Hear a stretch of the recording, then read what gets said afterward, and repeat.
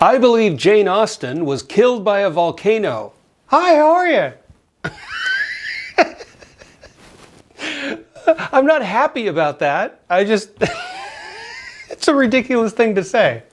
So I believe that about 200 years ago, a volcano caused the death of Jane Austen and also helped create the famous book Frankenstein. So I'll explain.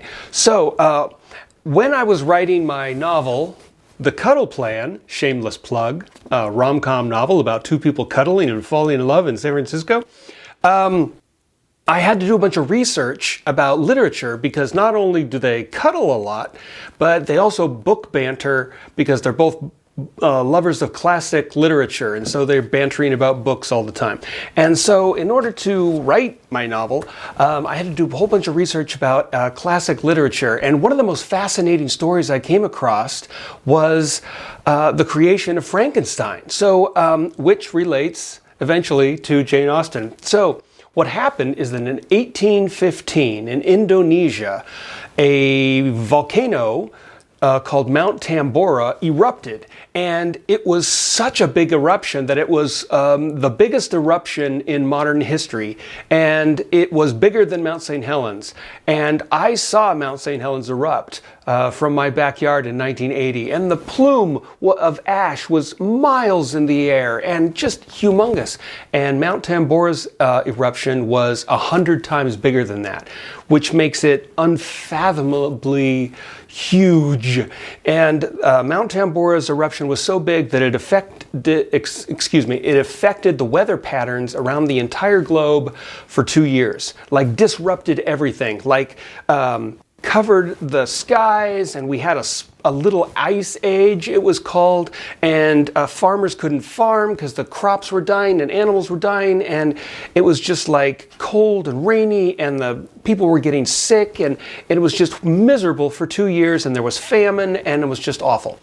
And so so Mount Tambora erupts in 1815. A year later, in 1816, Mary Shelley, the eventual author of Frankenstein, I don't know if she was married to Percy Shelley at that time yet. They had had a child together, and the child had died, and they had had a second child. And so in 1816, they had a second child, and then they get invited to Switzerland by Lord Byron, the famous poet. And they said, cool. And so they went from London to Lake Geneva in Switzerland. And it's at this villa that Byron had rented called the Villa Diodati. And normally it's summer in 1816, and it's beautiful and a wonderful sailing around the lake. But this year, because of Mount Tambora, it was cold and wet and rainy and lightning and snow. And well, I don't know if it was snow in that summer, but it was certainly really cold. And it was definitely not summer weather. And so they get to the Villa Diodati and they hang out there. Not only is Byron there, but also his doctor, Dr. John Polidori. Dr. Polidori is there, Lord Byron, Mary Shelley, and Percy Shelley.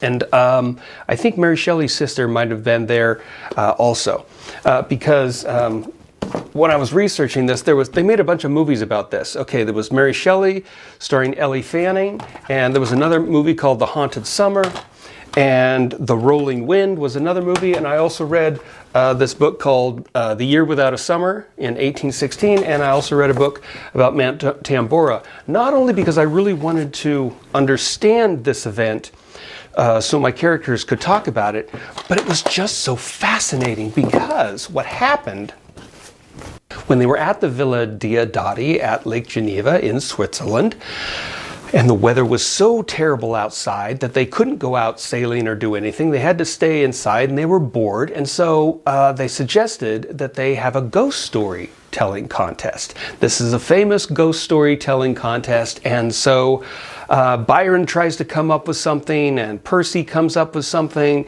and Mary Shelley has a nightmare, and she wakes up with an idea, which eventually becomes Frankenstein. And Polidori, he thinks up an idea, and we'll start with Polidori's thing first. So Polidori thinks up the vampire story. He thinks up the first modern vampire, and because before then, vampires had been like these horrible creatures in mythology, running through the woods and drinking people's blood and stuff like that. But what Polidori did is he sophisticated the vampire, and he modeled the vampire after Lord Byron. And especially in this movie, Mary Shelley, Byron is played as this really not nice guy. He's really rich and just, you know, he's an aristocrat, but he's also a jerk. And so Polidori kind of models his vampire after Lord Byron. And Bram Stoker later, you know, takes Polidori's aristocrat vampire and kind of adds his own stuff and makes Dracula. So without Polidori writing the vampire story and thinking it up because of this ghost story contest, we probably wouldn't have Dracula, because Bram Stoker was inspired by that. And then, so Byron came up with some stuff, but it wasn't as big, and Percy Shelley came up with some kind of ghost story, but it wasn't that big. But Mary Shelley had this nightmare because she was also listening and interested in science at the time. She was dealing with her depression from the death of their baby, and maybe wanting to reanimate that baby and wanting it to come back to life. I don't know. But she just woke up with this nightmare about, you know, reanimating a human being, and it became this story that just stayed with her. And then after they left Geneva and went back to London, Mary Shelley wrote Frankenstein. She had all these emotions and all this stuff that she just had to, this story in her, she just had to pour it onto paper. And she wrote it and then tried to get it published, but, you know, because she was a woman at the time in the 1800s, you know, she had trouble getting it published, and they did publish it, but they published it anonymously. And then people, because she was married to Percy Shelley, the famous poet, people thought he wrote it, and then eventually she was known as the author of Frankenstein. And it was just so fascinating that ghost story contest. It was just fascinating that not only did we get the first modern vampire, we also got Frankenstein out of that because a volcano exploded and changed the weather. Because it was dreary outside, and so if you read Frankenstein, you get all these imagery of just dreariness and storms and ice, and it was just because that's what the weather was at that time. And that weather, that cold weather growing up at that time, also affected Charles Dickens when he was growing up, and that stayed with him. And so you get the Christmas Story and his influence from that weather in his stories, and then also some of the paintings of the time depicted. So, you know, it can affect artists, the weather. And not only that, I'll get to Jane Austen now. The weather not only affected the artists, it also caused famines, like I said, but it also made the illnesses of people even worse. And Jane Austen, they're still not sure precisely what she died of. It was certainly an illness, but they've narrowed it down to like 4 different kinds of illnesses if you look on the internet.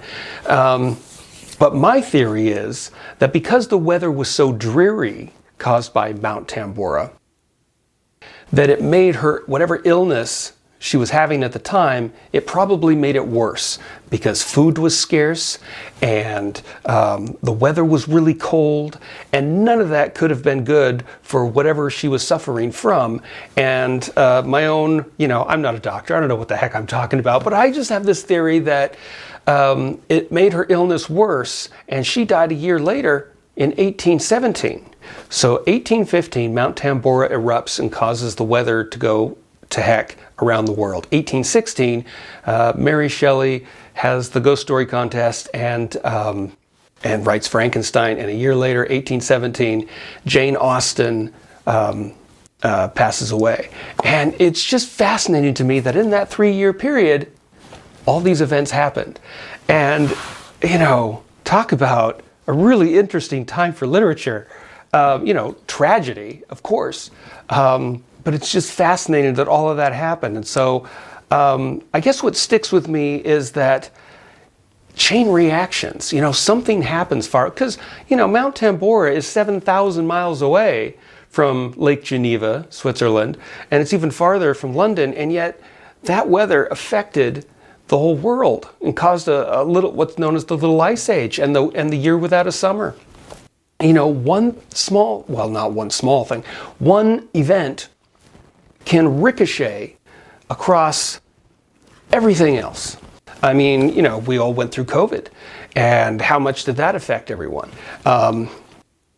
You know, one thing can just affect something else, and it's amazing how all that happens. Anyway, but I'm also thinking, you know, if Jane Austen would have lived just a little bit longer, a year or a couple years longer, she would have been able to write another novel, maybe, if she was up to it. But, you know, we missed out on that. Darn you, Mount Tambora. Yeah, because you caused a lot of mayhem. And so anyway, I just wanted to talk about one of the interesting things that I found in my research of classic literature when I had to, because you do all this research when you're writing a novel. And I was watching the movie Air with Matt Damon and Ben Affleck about how Nike signed with Michael Jordan for the shoe, and it was just fascinating. You could tell that the author, the screenwriter, did so much research about Nike and Michael Jordan and all this stuff, because all this information kept going into the dialogue. It's like, yeah, and I understand that. I understand you do all this research, and you just want to take all that research and have the characters say it, and you want to mention all the research because you want to show everybody all the hard work you did researching stuff. And what it ends up doing is, you know, bogging down the story. So you just want to like have the character just lightly mention it. But my novels are so dialogue heavy, delightful banter. But I need something for the characters to talk about. So research is paramount. I have to have, you know, a whole bunch of selections of stuff for them to talk about. So anyway, that's why I do so much research, and that's why I wanted to talk about this, because it's the most interesting research that I came across while writing my novel. Anyway, what do you think about this? Do you know about the ghost story contest that ended up with Frankenstein and the Vampyre? And did you ever hear about Mount Tambora before this? And what are your thoughts? What are your thoughts about, you know, chain reactions? How one thing can affect something else, and over here and over here and over here. It's just amazing how everything is kind of connected. Anyway, that's my thoughts on this. This is my shameless plug for my rom-com novel, The Cuddle Plan, which I think you will totally enjoy. It's a lot of fun, and steamy. Anyway, do you agree that Jane Austen might have been killed by a volcano? It's possible. Anyway, thanks for watching. I'll talk to you next week about something interesting. All right, see you.